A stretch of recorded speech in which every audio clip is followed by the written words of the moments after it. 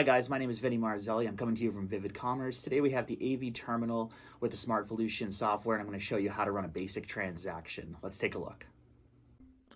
All right, so right now I'm going to run through a basic transaction on the Aevi terminal with Smart Volution software. It's really simple. So first I'm going to hit this cookie right here, and as I'm hitting items, it's going to show in the display screen right here what the price is on those items and what the item is. I'm going to click a coffee right here. I'll click a pastry. I added this general products button so that if I need to put in a custom amount for anything I can. So let's just pretend I'm buying a loaf of bread for $5. I'm going to click enter right here.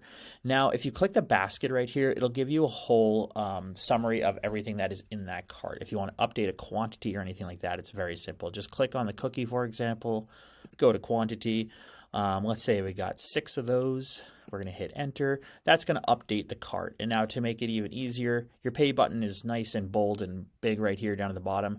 What's due is $21.18. I'm going to click pay. And now I have a bunch of different options. If I need to, if I'm paying in cash and I want to do a custom amount, I would just click right here and put in the custom amount with adjust. If I have 21.18 exactly, I can just hit cash amount tendered right here. And then if you want to authorize a transaction, and click here, or run a card, just click right here. So right here, I'm going to click adjust.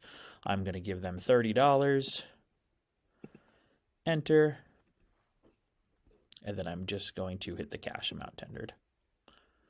And now $8.82 is the correct change. And if I want to print a customer receipt, I click here, print a gift receipt or email customer receipt. And once I click this green button down here and hit done, it'll be ready for the next transaction.